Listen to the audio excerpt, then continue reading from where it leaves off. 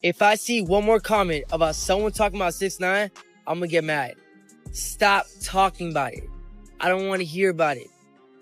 I don't want to hear a theory about it. I don't want to hear none of that. Oh, it was this. Yo, Red. Yo, Red. Listen, boy, listen. Stop that, okay? You guys are causing me a lot of trouble, okay? Detectives came to me already, okay? Like, it's getting ridiculous. They're going to my mom. Like, this is a big problem. If you guys keep going with this Island Boy stuff, I promise you I'm gonna get mad. He's talked openly about not having security, and then he's advertising that he's not home on this live stream. Yeah, listen, it's silly. I don't know why he's out there bragging about not having security, because he definitely needs security, and this is not gonna go away for multiple reasons. He's an easy target. You know, when you walk around with, you know, $250,000 in jewelry on you, if you insist on walking around with that type of money, then you need professional help. And it's your friends hanging out with you obviously are insufficient. You need people that know what they're doing. The internet didn't just wake up confused, it woke up pointing fingers. A break-in connected to 6ix9ine, a mother terrified inside her own home, and somehow, the Island Boys' names were already trending before sunrise. Nobody had said their names officially.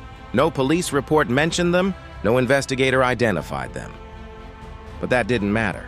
The moment blurry footage surfaced, the comment sections made their choice. It had to be them. It fits their vibes. They've fallen off. They must be desperate. And suddenly a simple question turned into a wildfire. If the Island Boys aren't involved, why does everyone act like they are? Because behind the memes, behind the jokes, behind the chaos that follows every rapper who lives too loudly online, there's a deeper fear nobody wants to admit. When fame starts slipping, when the money doesn't hit the same, when the world stops cheering and starts laughing, people begin to wonder what someone might do to feel relevant again. That's the premise driving this entire storm.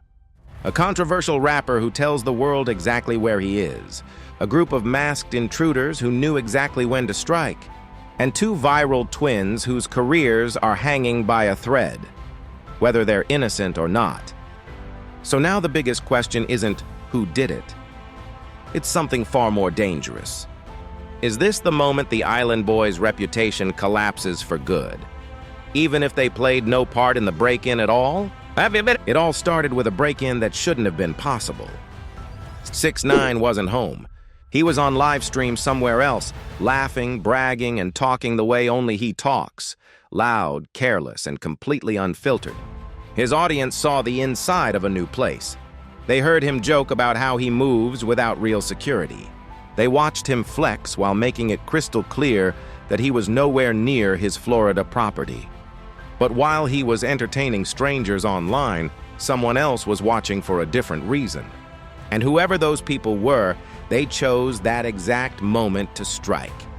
When the footage hit the gossip pages, it spread like a spark in a dry forest. Masked figures storming inside, a gun pointed at a woman who had nothing to do with the noise surrounding her son. Drawers open, belongings tossed, fear captured in grainy shadows. Police arrived too late. The intruders were gone. And the comments filled the silence faster than investigators could. People didn't wait for facts. They didn't wait for evidence. They didn't even wait for a statement from 6ix9ine. The internet saw chaos and immediately attached familiar faces to it. Why the Island Boys? Because the formula was simple. Florida plus controversy plus falling off influencers equals instant scapegoats. Screenshots from their older videos resurfaced. Old drama clips were reposted. People remembered their shouting matches, their meltdowns, the wild energy that once made them go viral. And suddenly it all felt like part of the puzzle. Even though nothing connected them to the break-in, the rumor grew anyway. Not because it was true, but because it made for a better story. And while those theories spread, a new detail slipped into the conversation. Something small, but enough to push curiosity into obsession. The Island Boys had gone uncharacteristically quiet during the same window the break-in happened. For creators who constantly overshare, even a few missing hours felt suspicious. Fans started stitching together timelines. Timestamps were compared like forensic evidence. People claimed they had cracked the case before investigators even spoke publicly. But this was only the beginning, because the next wave of proof people thought they found would make the drama explode even further. To understand why the Island Boys were dragged into this so fast, you have to rewind a little. Back to the moment when their fame stopped feeling like fame and started feeling like a shadow they couldn't escape. They didn't rise through music charts. They didn't build a fan base through albums, tours, or label pushes. They exploded overnight. Faces you couldn't forget, energy you couldn't ignore, twins who understood the internet well enough to turn chaos into a career. For a while, it worked. Every live stream went viral. Every disagreement turned into a meme. Every flex became a headline. But internet fame comes with a cruel timer. The laughs last longer than the love. The memes linger longer than the music. And the moment the algorithm decides it's done with you, the fall is faster than the rise. As views slowed, the twins held on to relevance by any means they could. Arguments, confrontations, emotional outbursts, sudden friendships, sudden feuds. The line between entertainment and desperation blurred, and every misstep became fuel for the next wave of jokes at their expense. Meanwhile, 6ix9ine lived in a different kind of chaos. His drama wasn't built on memes. His was rooted in years of legal trouble, public betrayal, constant beef, and a reputation that made him both famous and hunted. He flaunted danger the way other rappers flaunted jewelry. He understood the risks, but ignored them anyway, turning every live stream into an open invitation for problems he believed he could outrun. So when a break-in happened at his house, when masked figures moved with confidence through the home he had just shown online, when the people closest to him were forced into fear while he was miles away entertaining strangers, the internet didn't ask who did it. It asked, who would be reckless enough? And that's when the Island Boys became the perfect fit for a theory nobody could prove, but everybody wanted to believe. Not because of evidence, not because of motives, but because their public identity had slowly transformed into something people could easily blame. By the time investigators were reviewing security footage, the internet was already reviewing old clips of the twins like they were case files. Moments from their past, arguments, flexes, breakdowns, were reframed as clues in a story they didn't even know they'd been cast in.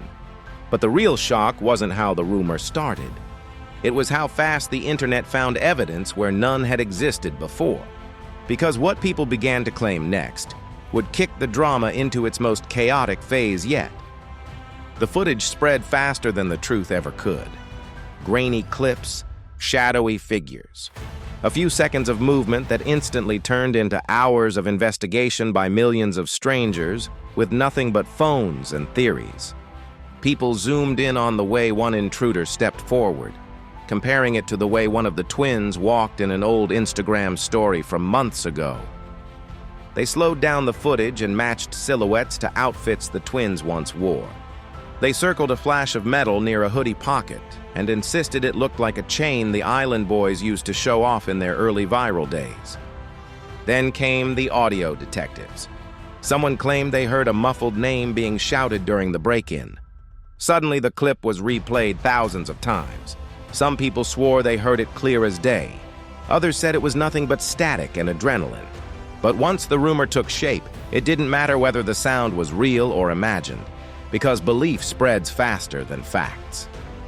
As posts multiplied, the Island Boys finally broke their silence. Not calmly, not strategically, emotionally, chaotically. Exactly the way their critics expected them to. Live streams filled with frustration, defensive rants, voices shaking, repeated denials, demands for people to stop mentioning their names, threats to leave social media if the comments didn't stop. But every word they said was dissected like evidence. Their tone, their breathing, the way they circled back to the same points over and over again. People claimed it sounded like panic. Others said it sounded like guilt. Some said it sounded like two people finally cracking under pressure they weren't built to handle. Then things got worse. A timeline surfaced online posted by a fan account. It wasn't complete, it wasn't verified, but it was detailed enough to convince thousands that the twins' whereabouts before and after the break-in were somehow suspicious.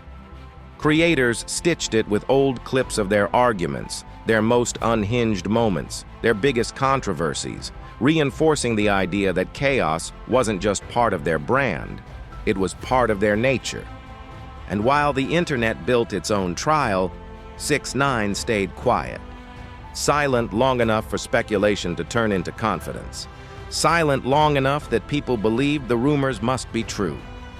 Silent long enough that every missing detail in the investigation was filled with the island boys' names. Then, finally, he spoke. And what he said didn't just shift the narrative. It detonated it. He didn't accuse the twins, he didn't hint it was them. He didn't even entertain the theory for views. He dismissed it outright. He claimed the intruders didn't match their look, their style, their presence. He said the break-in seemed like the work of local opportunists who knew he wasn't home. But instead of calming things down, his statement triggered a new question. If he says it wasn't them, why is the internet so convinced that it was? That question would define everything that came next. 6ix9ine's dismissal should have been the end of it.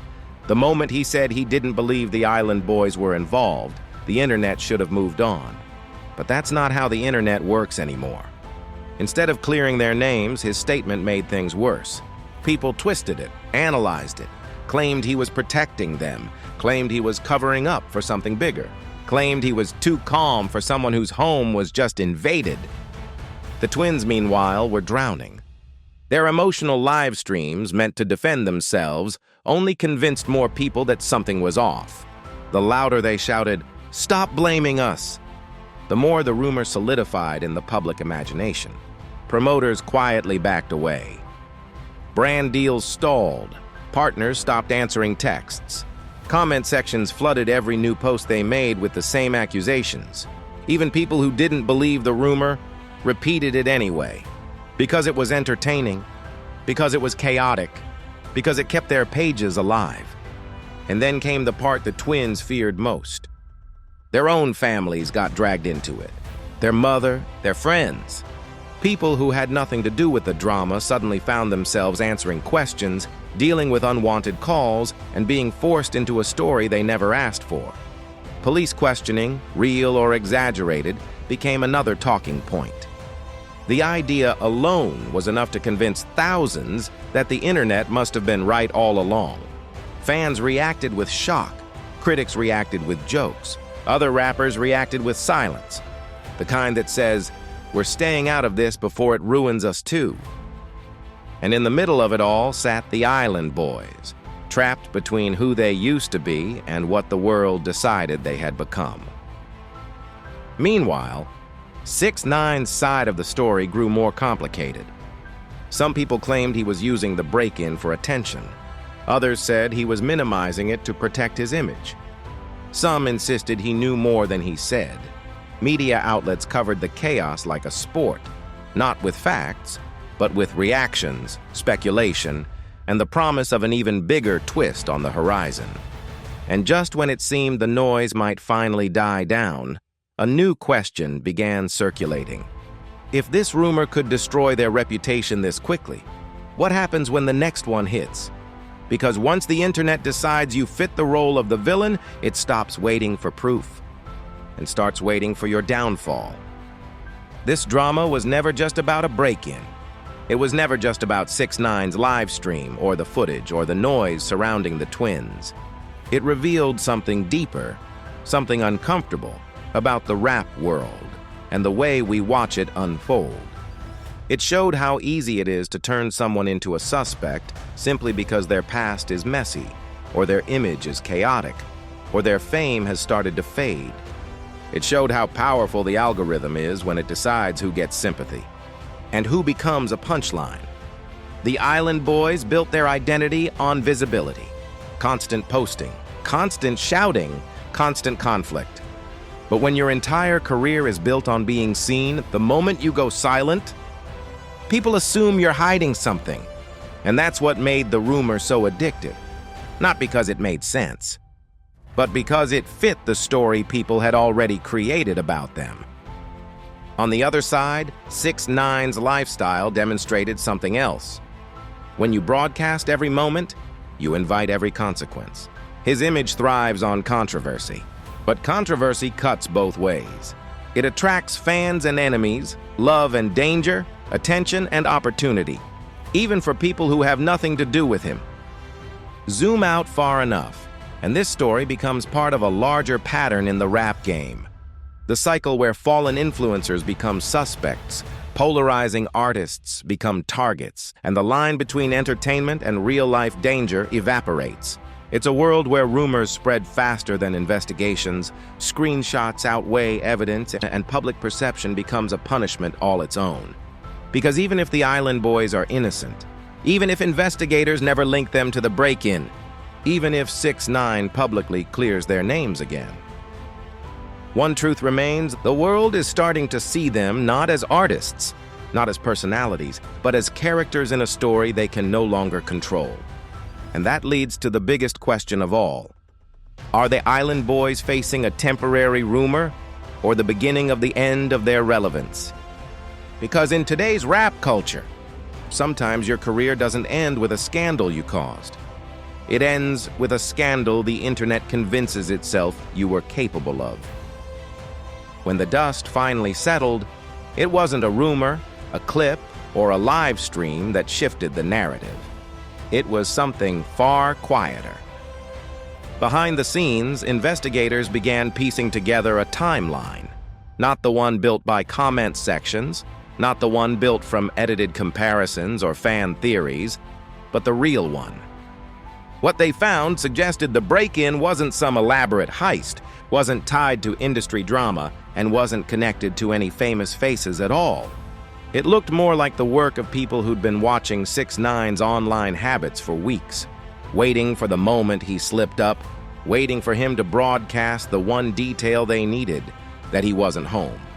And once that piece clicked into place, the narrative people had been obsessing over started to crumble, not because the twins were proven innocent, but because the story the internet built simply didn't match reality. But here's the part most people missed. The damage was already done. The Island Boys' reputation didn't break because of evidence. It broke because millions of strangers decided they fit the crime. Their denials didn't matter. Their explanations didn't matter. 6ix9ine clearing their names didn't matter. The internet had already written its own version. And in that version, the Island Boys weren't musicians or influencers or even people. They were symbols, punchlines, easy suspects in a world addicted to scandal. So even though investigators leaned away from the theory, even though the footage didn't match their look, even though the story never added up in the first place, the twins were left with something far harder to erase than an accusation. The sense that their career might not survive the next rumor, even if that rumor is just as hollow as this one. Because once people decide you're the problem, you stop getting the benefit of the doubt and start getting blamed for things you had nothing to do with. And that leads to the final quiet twist in this entire saga. Industry insiders are whispering that another controversy is building around the twins. Small now, barely visible, but growing in the same shadow this story created. If that next allegation lands while they're still fighting this one, if the timing overlaps, if the internet decides they're guilty before facts even emerge, the Island Boys may face a collapse that no live stream, no denial, no second chance can repair. Which leaves us with one final truth. The break-in at 6ix9ine's home may already be solved, but the story isn't over. Because the real danger for the Island Boys isn't what happened that night. It's what's being whispered now. And if even a fraction of those whispers turn out to be true, this saga isn't anywhere near finished. In fact, it might just be getting started. If you want the truth behind the headlines, not just the conspiracy theories the internet builds overnight, make sure you subscribe, because scandals like this don't end when the rumors fade. They end when the real story comes out. And trust me, the next chapter in this saga is already on the way. Already on the way. Already on the way.